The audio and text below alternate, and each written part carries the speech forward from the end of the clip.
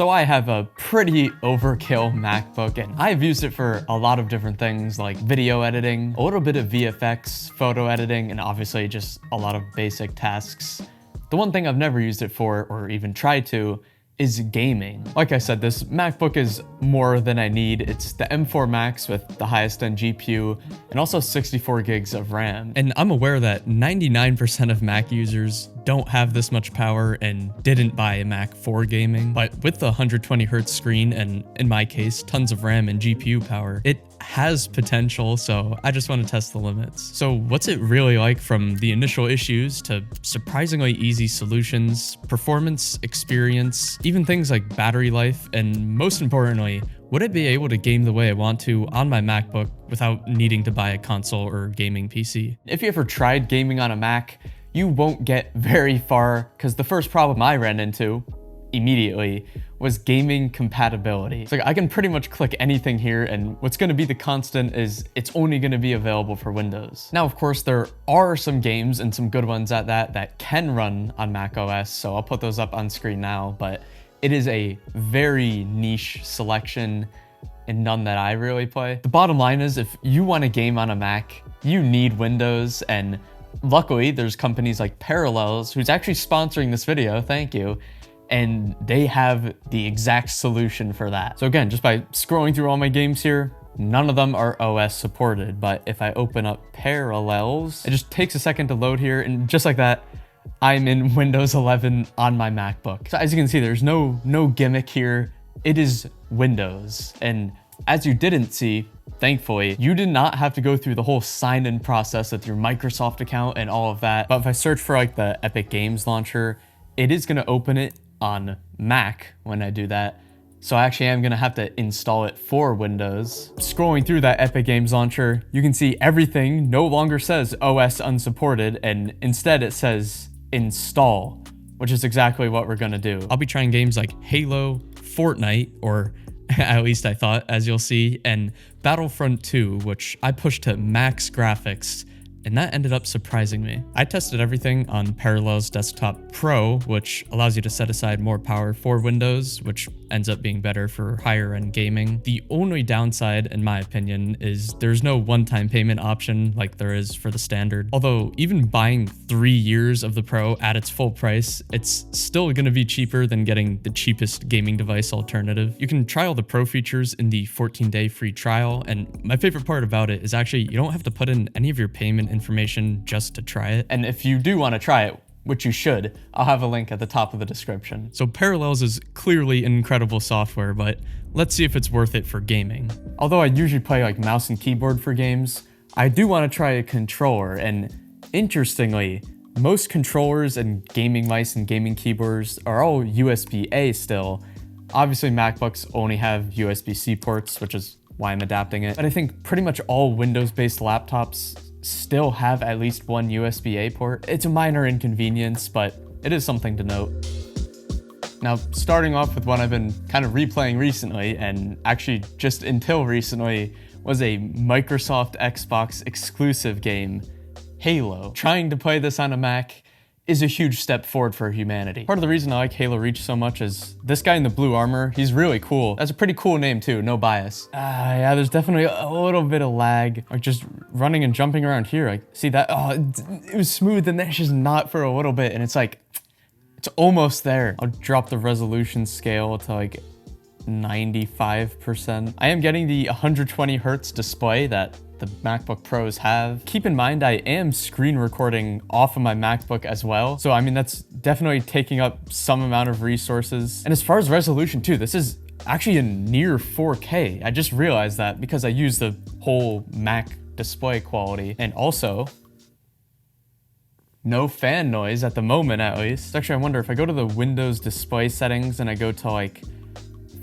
1460p. Yeah, since I dropped down the display resolution, there's not been a single stutter, which makes my heart whole. So let's bump that up to enhance there, and I can slowly hear the fans start to kick on. Don't get me wrong though, a Mac on high graphic gaming is quieter than a Windows.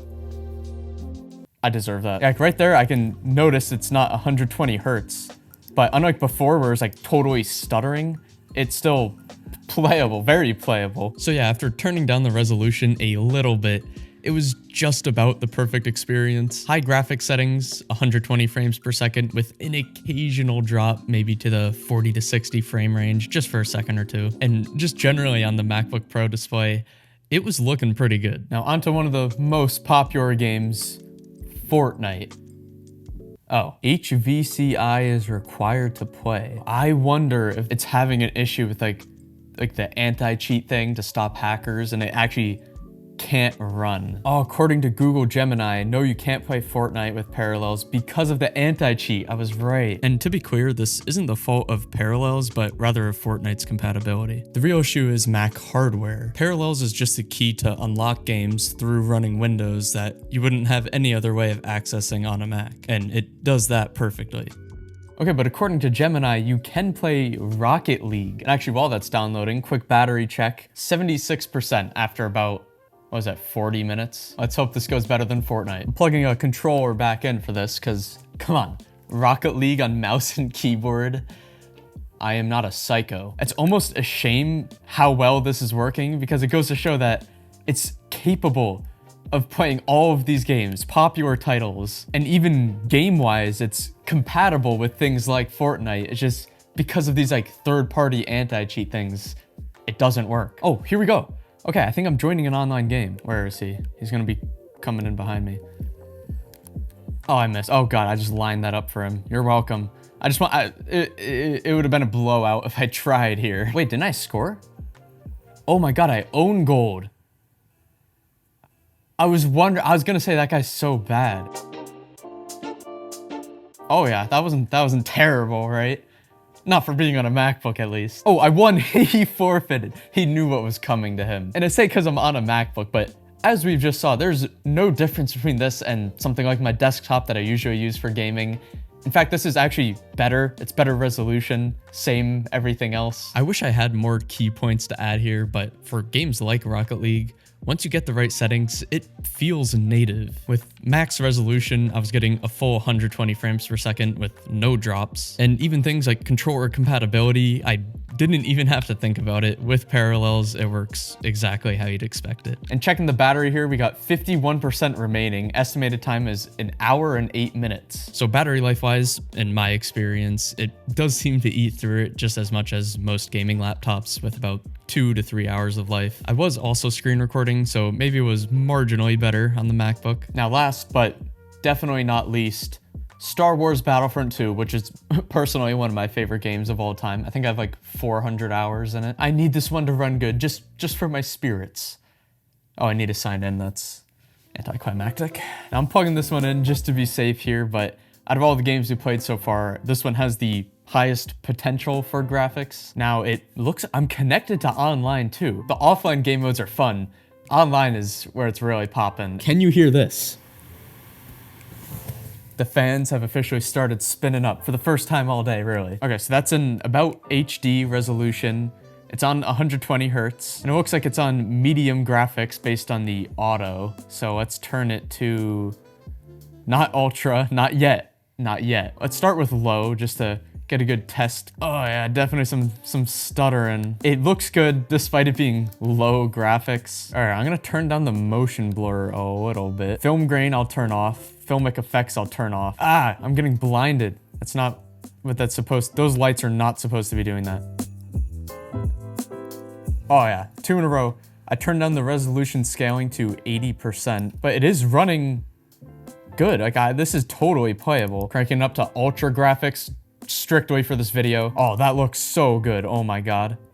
Wait, it's not even lagging that bad. Oh, and my jetpack is fixed. It's no longer strobing my eyes out. The only thing here is the resolution is still on about 1080p. It's not that bad, and I can obviously turn down the graphics quality to get higher resolution. Although the ultra quality looks amazing, the fans were definitely kicking up. But again, just to prove to you here, if I scroll down, ultra, it's all ultra. This is the highest quality gameplay you can get. But it's safe to say that, for one, I never thought I'd be playing Battlefront 2 on my MacBook. Never mind on ultra graphics. Even though there was some stuttering even on low graphics at the start, with a few adjustments, somehow even on all ultra settings and slightly above 1080p resolution, it was smooth with an occasional frame rate drop like Halo and even an occasional stutter, but by no means unplayable, especially considering, did I mention yet that it was on all ultra graphic settings? So like I am on a $4,500 very overkill laptop, and I understand almost no one is going to have this. In fact, I really shouldn't even have this. The desktop I have performs similarly, maybe just less frame rate drops, especially in the more graphically demanding games, but it was less than half the cost of my MacBook. If I only had my laptop though, I'm not sure I would feel the need to go out and buy a whole nother device just for gaming. So thank you Parallels for not only sponsoring this video, but making a genuinely useful product that helps people get even more out of the tech that they already have. I think it's still on sale. If you're interested in checking it out, be sure to click the link in the description. If you want to see me try this on like a MacBook Air or some type of Mac that is more likely for someone to actually have, feel free to let me know. But if you want to see some more tech content, you can subscribe for more, and thank you for watching.